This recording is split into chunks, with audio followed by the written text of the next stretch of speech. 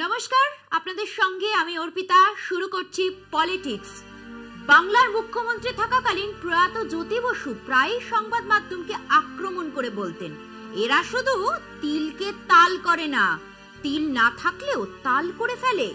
তা নিয়ে একটা সময় বাংলার রাজনীতিতে খুব চর্চা চলতো।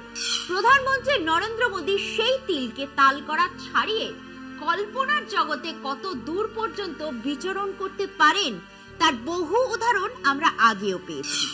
সম্প্রতি ফের তার নজির মিলল।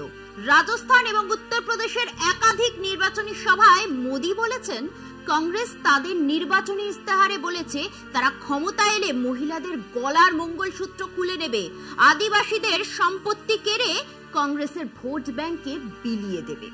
কংগ্রেসের ভোট ব্যাংক বলতে প্রধানমন্ত্রী সংখ্যালঘুদের বুঝিয়েছেন। রাজস্থানের সভায় তিনি এমনও বলেন, আপনারা নিশ্চয়ই বুঝতে পারছেন কাদের কথা বলছি, যারা কাঁড়ি কাঁড়ি বাচ্চার জন্ম দেয়।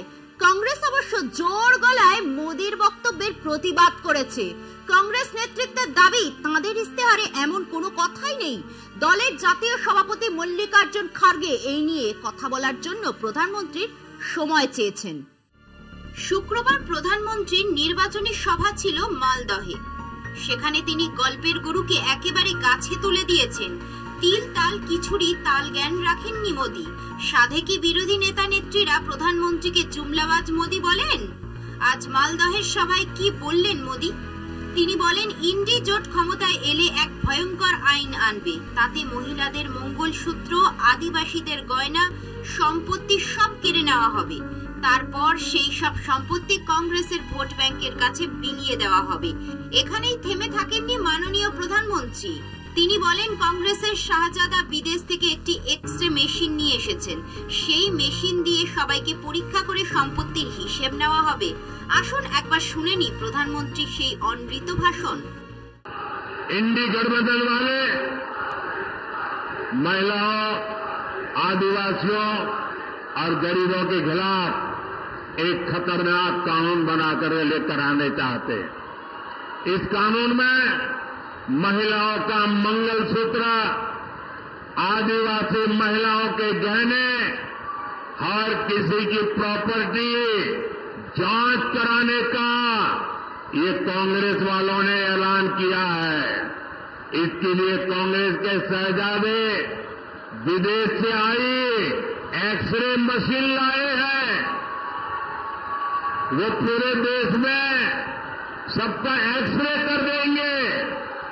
कांग्रेस का इरादा है कि जिसके पास जितना पैसा, सोना, चांदी होगा, जमीन होगी, सब पर कब्जा कर लिया जाएगा। কংগ্রেস অবশ্য এই অভিযোগ অস্বীকার করেছে। দলের প্রধান মুখপাত্র জয়রাম রমেশ বলেন, 19 এপ্রিল প্রথম দফার ভোটে বিজেপির হাল যথেষ্ট খারাপ হয়েছে, তাই প্রধানমন্ত্রীর মাথা বিগড়ে গিয়েছে। আমাদের ন্যায়পত্রে যা লেখা নেই তাই তিনি বলে বেড়াচ্ছেন, এতে আমাদের নেতিবাচক প্রচার হচ্ছে। बीजेपी परेशानी में है, खास तौर से उनके मुख्य प्रचारक प्रधानमंत्री जी भोकलाए हुए हैं और 19 तारीख से सारे एजेंडा को दूसरे दिशा में ले जाने की प्रयास कर रहे हैं। उन्होंने हमारे न्याय पत्र को पहले सांप्रदायिक रंग देने की कोशिश की, बाद में कई ऐसे बातें उठाई जिसका जिक्र हमारे न्याय पत्र में बिल्कुल है ही नहीं है। মোদীকে সরাসরি মিথ্যেবাদী বলেছেন লোকসভার বিদায়ী বিরোধী দলনেতা এবং বহরমপুরের কংগ্রেস প্রার্থী অধীর চৌধুরী। আমেরিকা একটা আইন আছে, সেই আইনে একটা ব্যক্তি যদি মারা যায় তাহলে তার যে সম্পদ, সেই সম্পদের 50% দেশ নেয় আর 50% তার পরিবার নেয়। এটা সে বলেছে, তার একটা আলোচনায় ঘটনা চলবে। সে লোকটা কংগ্রেসের একজন সমর্থক। তা কোনো ব্যক্তি যদি নিজের মতামত কোথাও দেয় তাহলে তার জন্য কি কংগ্রেস বলা হলো? আসল কথা হলো, কংগ্রেসের ইস্তেহারে বলা হয়েছে তারা ক্ষমতা এলে দেশ জুড়ে আর্থসামাজিক জাতগণনা হবে। তাতে প্রতিটি জাতি, উপজাতির সংখ্যা ও তাদের আর্থসামাজিক পরিস্থিতি জানা সম্ভব হবে। কংগ্রেস মনে করে সংখ্যালঘুদের আর্থিক ক্ষমতায়ন জরুরি। শিক্ষা, স্বাস্থ্য, সরকারি চাকরি সহ বিভিন্ন ক্ষেত্রে সংখ্যালঘুরা যাতে যথেষ্ট সুযোগ পান তা নিশ্চিত করা হবে। কংগ্রেস নেতা একদিন কথায় কথায় বলেছিলেন আর্থসামাজিক এক্সরে করা হবে। তাকে ধরেই আজ মোদি রাহুলের নাম না করে তিনি বিদেশি এক্সরে মেশিন নিয়ে এসেছেন বলে জনতাকে গল্প কথা শুনিয়েছেন। এখন সময় একটা বিরতির, ফিরছি বিরতির পর, সঙ্গে থাকুন। ভোট গণনায় 100% ভিভিপ্যাট স্লিপ গোনার আর্জি খারিজ করল সুপ্রিম কোর্ট। শীর্ষ আদালতের মতে এই আর্জি মেনে নেওয়া ব্যালট বাক্সের যুগে ফেরতের শামিল। ইভিএম কারচুপির আশঙ্কায় সুপ্রিম কোর্টের রাজনৈতিক দল ও বিভিন্ন সামাজিক সংস্থা মিলিয়ে 100টি আবেদন জমা পড়েছিল। চলতি লোকসভা ভোট পর্বের মধ্যেই ইভিএম এর সঙ্গে ভিভিপ্যাট স্লিপ যাচাইয়ের আবেদন খারিজ করল সুপ্রিম কোর্ট। ইভিএম এ আপনি যে প্রতীকে ভোট দিন না কেন তা নাকি ভিন্ন একটি নির্দিষ্ট প্রতীকে জমা পড়বে। ভোটারদের এই আশঙ্কা দূর করতে নির্বাচন কমিশন প্রতিটি ইভিএম এর সঙ্গে একটি করে voters verifiable paper audit trail সংক্ষেপে ভিভিপ্যাট যুক্ত করা হয়েছিল। প্রতিটি ভোটার ইভিএম এ বোতাম টিপে নিজের পছন্দের প্রতীকে ভোট দেওয়ার পর তা যাচাই করার জন্য ভিভিপ্যাটের স্ক্রিনে দেখার সুযোগ পায়। 6 সেকেন্ডের জন্য সেই প্রতীক স্ক্রিনে থাকার পর তার প্রমাণ হিসেবে একটি কাগজের টুকরো মেশিনের মধ্যে জমা হয়। আবেদনকারীদের দাবি ছিল ভিভিপ্যাটের ভেতরে জমা থাকা স্লিপের সঙ্গে ইভিএম এর প্রাপ্ত ভোটের অঙ্ক মিলিয়ে দেখা। বর্তমানে কেন্দ্র পিছু সর্বাধিক 5টি বুথে ভিভিপ্যাটের স্লিপ যাচাই করা যেতে পারে গণনার সময়, কিন্তু আবেদনকারীদের দাবি 100% ভিভিপ্যাট গুনতে হবে। গত বুধবার পর্যন্ত নির্বাচন কমিশন সহ আবেদনকারীদের শুনানির পর শুক্রবার সুপ্রিম কোর্টের বিচারপতি দীপঙ্কর দত্ত ও বিচারপতি সঞ্জীব খান্না তা খারিজ করে দেন। নির্বাচন কমিশন একটি স্বাধীন সাংবিধানিক সংস্থা। ডিভিশন বেঞ্চ মনে করে শীর্ষ আদালত নির্বাচন প্রক্রিয়া নিয়ন্ত্রণ করতে পারে না। এদিন রায় ঘোষণা করতে গিয়ে ডিভিশন বেঞ্চ নির্দিষ্ট কিছু নির্দেশ জারি করেছে নির্বাচন কমিশনের উদ্দেশ্যে। স্ট্রং রুমে রাখা ইভিএম এ প্রতীক লোড করার জন্য ব্যবহৃত ইউনিটগুলি সিল করে সংরক্ষণ করতে হবে। ভোট গণনার পর 45 দিন পর্যন্ত ভিভিপ্যাটে স্লিপ সংরক্ষণ করতে হবে। দ্বিতীয় ও তৃতীয় স্থানে থাকা প্রার্থীর অনুরোধে ফল প্রকাশের পর ইভিএম মাইক্রো কন্ট্রোলার বা যার মাধ্যমে ভিভিপ্যাটের স্লিপ মেলে তা যাচাই করার অনুমতি দিয়েছে আদালত। কমিশনের মতে 100% ভিভিপ্যাটের স্লিপ গণনা করার অর্থ ব্যালট পেপার যুগে ফেরত যাওয়া। ব্যালট পেপার যুগে ফেরত যাওয়া প্রসঙ্গে কমিশনের যুক্তিতে সহমত সুপ্রিম কোর্টের ডিভিশন বেঞ্চ। ভোটের ফল ঘোষণার 7 দিন পর নির্দিষ্ট ফি জমা দিয়ে ভিভিপ্যাট স্লিপ গণনার আবেদন করা যেতে পারে। ইভিএম এর কারচুপি নিয়ে গুরুতর প্রশ্ন তুলেছিলেন আবেদনকারীরা, কিন্তু আদালতের মতে কোনো তথ্য প্রমাণ হাজির করতে পারেনি। বিচারপতিদের মতে স্রেফ সন্দেহের বশে কোনো সিদ্ধান্ত নেওয়া সম্ভব নয়। তবে ভোটের মরশুমে চলতি ভোট গ্রহণ ব্যবস্থা নিয়ে নির্বাচক মণ্ডলীকে সংশয়মুক্ত রাখার বাড়তি চ্যালেঞ্জ নিতে হবে কমিশনকে। এখন সময় আরো একটা বিরতির, ফিরছি একটু পরে, সঙ্গে থাকুন। গেরুয়া আশঙ্কায় সত্যি হলো, নির্বাচনী স্ক্রুটিনিতে বাতিল হলো বীরভূমের বিজেপি প্রার্থী দেবাশিস ধরের মনোনয়ন। যদিও এমন আশঙ্কার কথা মাথায় রেখে আগেই ভোটের মাঠে রানার নামিয়েছিল বিজেপি। বিকল্প প্রার্থী হিসাবে পদ্মচিহ্ন দিয়েছিল দেবতনু ভট্টাচার্যকে। দেবাশিসের মনোনয়ন বাতিলের পরে বীরভূমের লোকসভা কেন্দ্রের দেবতনুই বিজেপি প্রার্থী। খেলা শুরুর আগেই ভোটের রিং থেকে ছিটকে গেলেন বীরভূমের গেরুয়া প্রার্থী দেবাশিস ধর। একদা রাজ্য সরকারের অধীনে কর্মরত এই প্রাক্তন আইপিএস মনোনয়নের সময় নো ডিউস সার্টিফিকেট জমা দিতে না পারার কারণেই এই পদক্ষেপ বলে নির্বাচন কমিশনের সূত্রের খবর।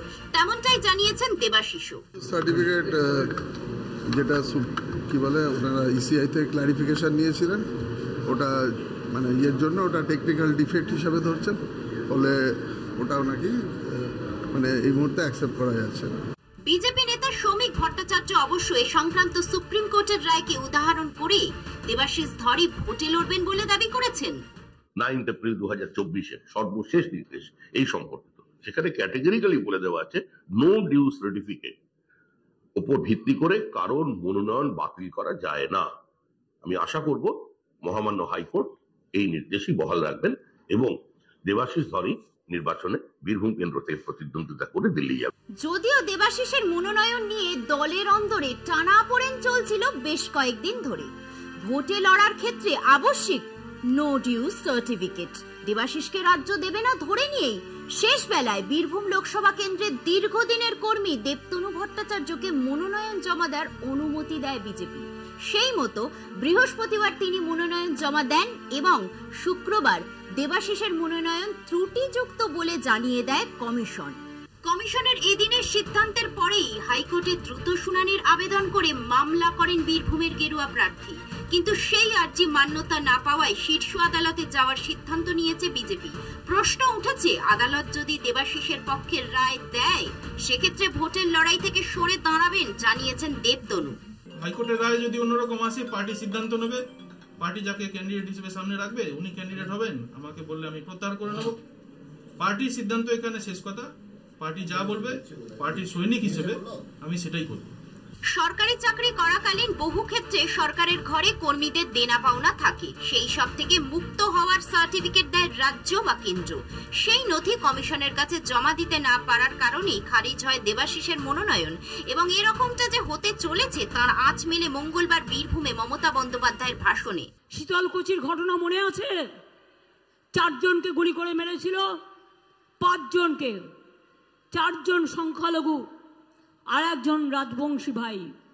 আমি ছুটে গিয়েছিলাম, তিনি আজকে আপনাদের এখানে প্রার্থী হয়েছেন। কালকে আমি দেখলাম তিনি বলেছেন মুখ্যমন্ত্রী আমায় ফাঁসিয়েছেন। মুখ্যমন্ত্রীর কাউকে ফাঁসানোর ক্ষমতা নেই, আপনি নিজের জালে নিজে জড়িয়েছেন। আপনার বিরুদ্ধে তো ডিপি চলছে, আপনাকে তো স্টেট গভর্নমেন্ট ক্লিয়ারেন্স দেয়নি।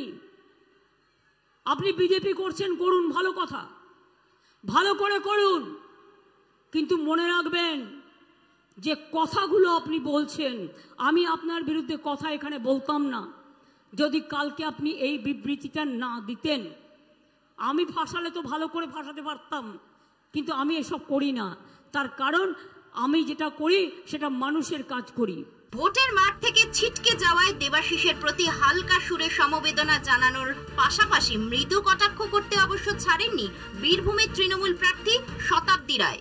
প্রথম থেকেই তো কনফিউশন ছিল যে যখন প্রার্থী অ্যানাউন্সমেন্ট হচ্ছে না করে এতদিন পরে হলো, তারপর 2-3 দিন ধরে যখন থেকে আরও একজন ফাইল করেছে তখন থেকেই সবাই বুঝতে পারছিল যে এটার মধ্যে কোনো ডাউট আছে ওদের, তাই জন্য আরেকজনকে ফাইল করিয়েছে।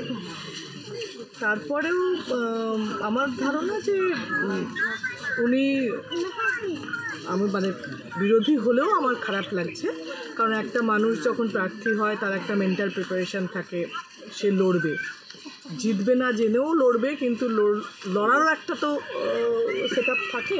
দেবাশিসই প্রথম নয়, 2019-এর লোকসভা ভোটে এই একই হাল হয়েছিল পদ্মপ্রার্থী মুকুটমণি অধিকারীর। রানাঘাট থেকে বিজেপি প্রার্থী হিসেবে লড়তে চেয়েও স্বাস্থ্য ভবনের ছাড়পত্র পাননি ওই সরকারি চিকিৎসক, বদলে পদ্মচিহ্নে দাঁড়িয়েছিলেন জগন্নাথ সরকার। এবারের নির্বাচনে দেবতনু বীরভূমের জগন্নাথ। পলিটিক্স আজ এই পর্যন্তই। দেখতে থাকুন কলকাতা টিভি, রাত দিন 7 দিন।